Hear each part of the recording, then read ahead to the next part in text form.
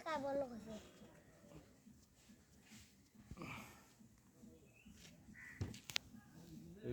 কেন কিছু টাকা দিতাম